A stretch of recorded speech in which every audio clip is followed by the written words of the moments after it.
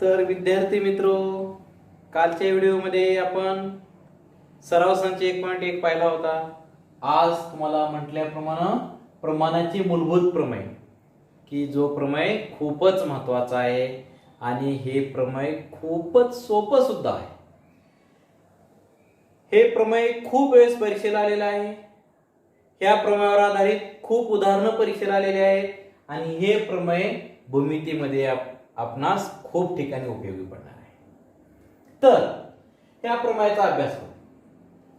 आता इथं काय म्हणते पहा, त्रिकोणाच्या एका बाजूला समांतर असणारी रेषा. त्रिकोण एबीसी काढलाय. ह्या बीसी ह्या बाजूस ही रेषा समांतर आहे. त्याच्या उरलेल्या बाजूना ही रेषा या बाजूना समांतर आहे. उरलेल्या बाजू AB आणि AC आहे.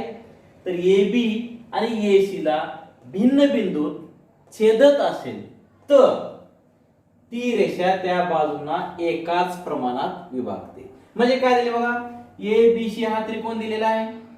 एक रेषा या बाजू समांतर दिलेली आहे आणि ही रेषा AB ला P मध्ये आणि AC ला Q मध्ये छेदते. तर पर्यंतचा आपला काय राहील, पक्ष राहील दिलेले आहे. गिवन त्रिकोण ABC मध्ये रेषा L समांतर BC लिहिलं.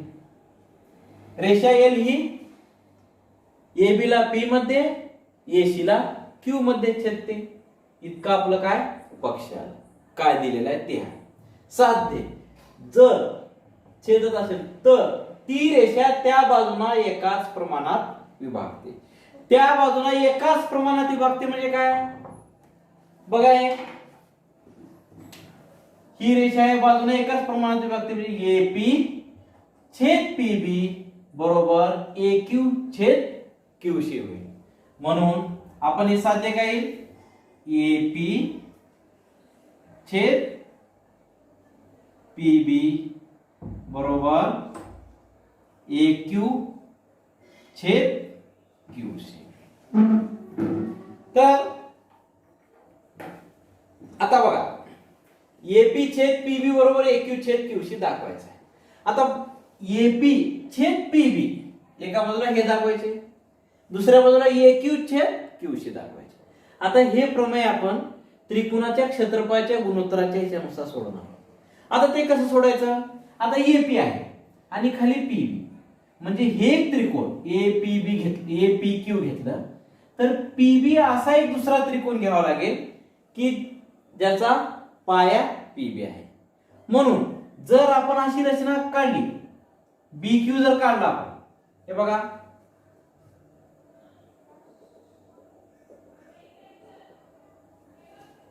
हे BQ काढला आपण. BQ काढल्यानंतर काय ते बघा, APQ PBQ हे दोन त्रिकोण तयार झाले. ते दोन्ही त्रिकोणामध्ये AP ही एक बाजू आहे, PB ही ह्या खालच्या त्रिकोणाची बाजू आहे आणि ह्या दोन्ही त्रिकोणाचा शिरोबिंदू Q दिसतोय. त्या दोन्ही त्रिकोणाचा शिरोबिंदू Q आहे. म्हणजेच आता थोडक्यात तुम्हाला लक्षात ठेवा, मी सांगतोय हे बघा, हे जर आपण असं ठेवलं,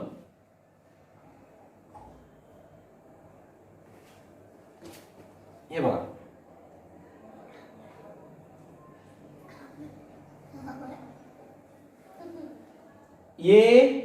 APQB हा त्रिकोण आहे. आणि आता हे जर त्रिकोण आपण, हे जे दोन त्रिकोण आहेत आपण जर ह्याला असं पकडलं तर काय येईल बघा, APQ हे एक त्रिकोण आहे, PBQ हे एक त्रिकोण आहे आणि हे दोन्ही त्रिकोणाचा एक सामायिक शिरोबिंदू आहे. आणि मागच्या व्हिडिओमध्ये मी तुम्हाला सांगितलं होतं त्रिकोणाची उंची कशी काढायची आहे. पाया घेतलं, पायाच्या समोरील जो शिरोबिंदू आहे तिथून लंब टाका. आता मी लक्षात ठेवा, आपण इथं AP ह्या त्रिकोणाचा पाया घेतला, इथून लंब टाकलं, असा लंब होईल.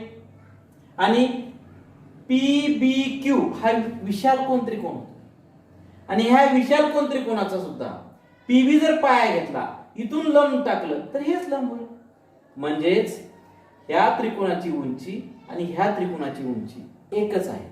म्हणजेच याचाच अर्थ काय, हे दोन्ही त्रिकोण समान उंचीचे आहेत. APQ आणि PBQ हे दोन त्रिकोण समान उंचीचे. आणि आपल्याला माहिती आहे काय, समान उंचीच्या त्रिकोणाचे क्षेत्रफळ त्यांच्या पायाच्या प्रमाणात. म्हणून हे समान उंचीचे म्हणून त्यांचं क्षेत्रफळ ह्या त्रिकोणाचा पाया AP, या त्रिकोणाचा पाया PB. तर आता आपण रचना केलेली इथे लिहू.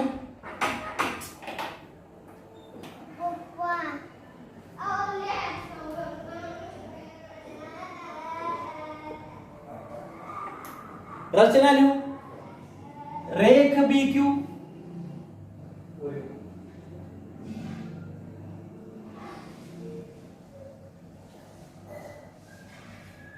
काढला. रेख BQ काढल्यामुळे हे दोन त्रिकोण झाले. आता खाली आपण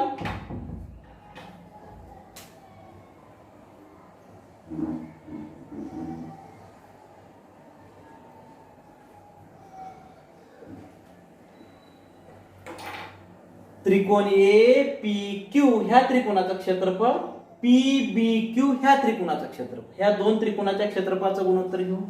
म्हणजेच त्रिकोण APQ व त्रिकोण PBQ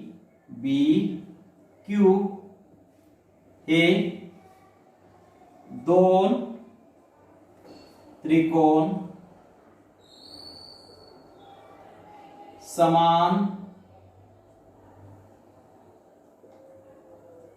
उंचीचे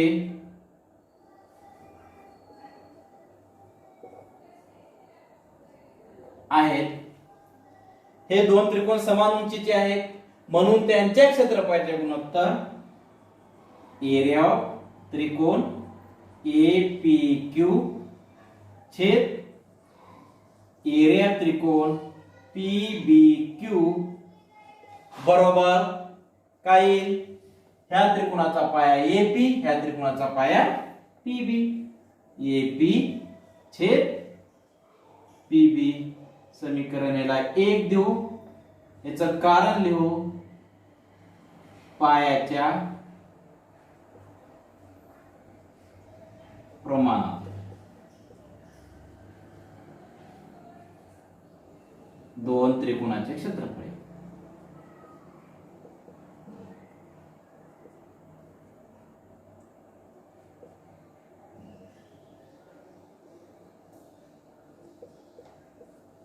पायाच्या प्रमाणात दोन त्रिकोणाचे क्षेत्रफळ किंवा दोन त्रिकोणाचे क्षेत्रफळ पायाच्या प्रमाणात हे येईल. आता दुसरं काय दाखवायचं आपल्याला, AQ छेद QC. AP छेद PB हे आलंय. AQ छेद QC. AQ छेद QC म्हणजे एक हा त्रिकोण घ्यावा लागेल की ज्याचा पाया AQ येईल आणि दुसरा एक त्रिकोण असा घ्यावा लागेल की ज्याचा पाया QC. त्याचा पाया QC घेण्यासाठी परत एक आपल्याला रचना घेऊ आपण.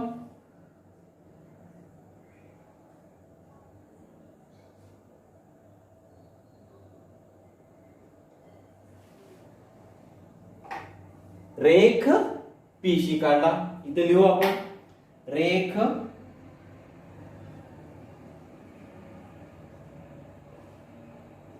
PC काढला.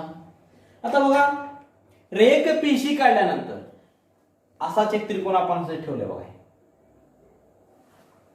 जसे तसं बसले. आता हे त्रिकोण असेच त्रिकोण आपण असं केलं.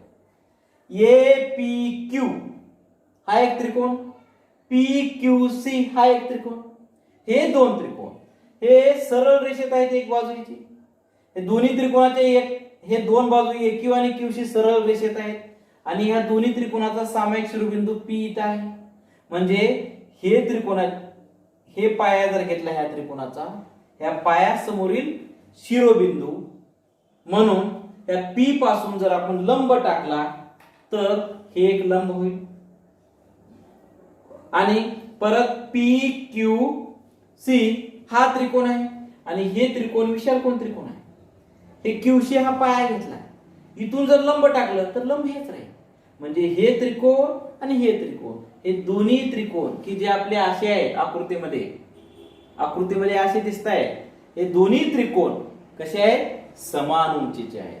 हे दोन्ही त्रिकोण समान उंचीचे आहेत म्हणून त्यांचं क्षेत्रफळ त्यांच्या पायाच्या प्रमाणात AQ छेद QC. तर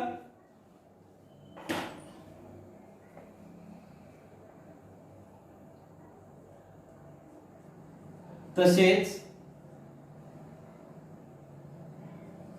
एरिया त्रिकोण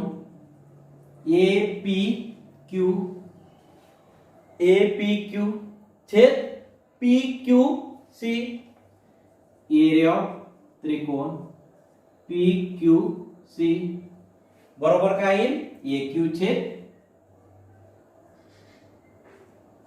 QC. समीकरण 2. समान उंचीचे त्रिकोणाचे क्षेत्रफळ पायाच्या प्रमाणात. समान उंचीच्या त्रिकोणाचे क्षेत्रफळ पायांच्या प्रमाणात.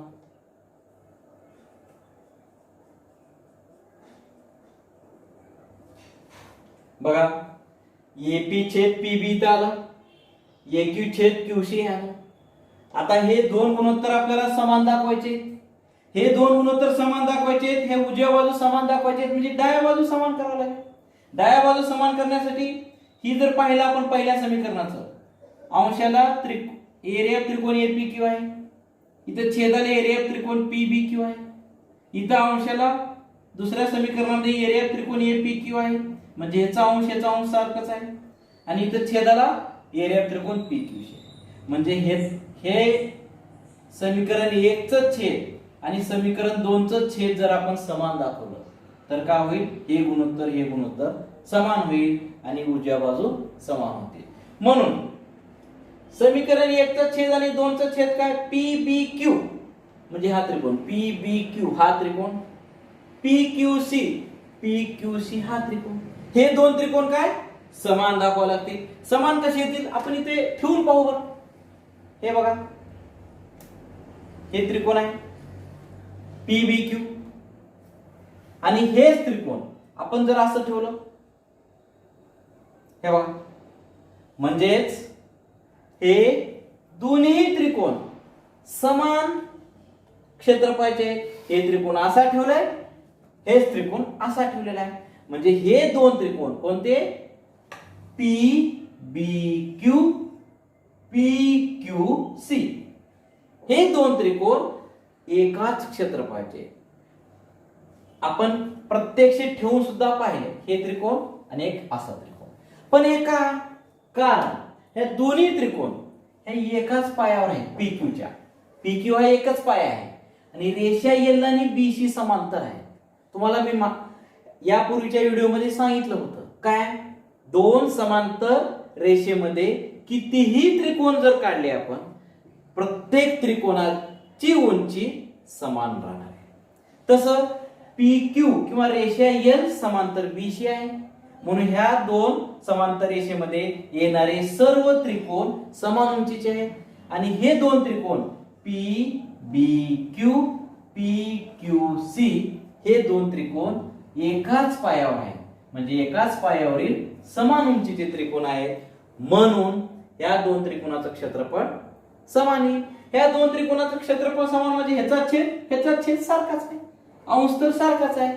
म्हणजेच काय होईल, जर आपण हे दोन त्रिकोणाचं क्षेत्रफळ समान दाखवलं, एकरूप दाखवलं, म्हणजेच समीकरण 1 ची आणि 2 ची डावी बाजू समान होईल, म्हणजेच आपलं साध्य सिद्ध होईल. तर आता आपण ह्याला कसं लिहू बघा.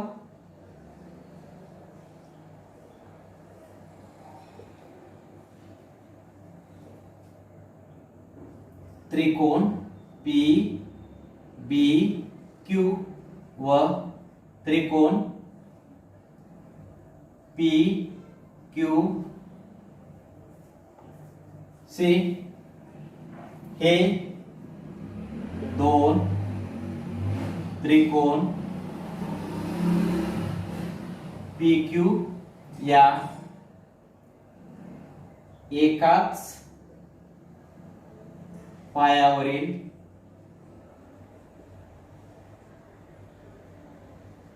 समान उंचीचे त्रिकोण आहेत म्हणून एरिया त्रिकोण PBQ बरोबर एरिया त्रिकोण PQC.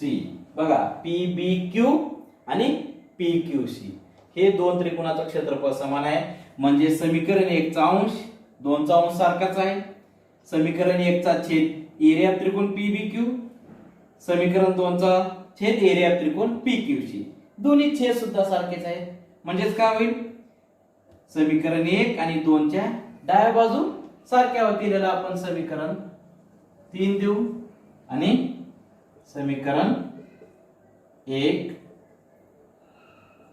2 व 3 वरून काय येईल आपलं डाव्या बाजू समान आहेत म्हणजे आपले हे गुणोत्तर येईल.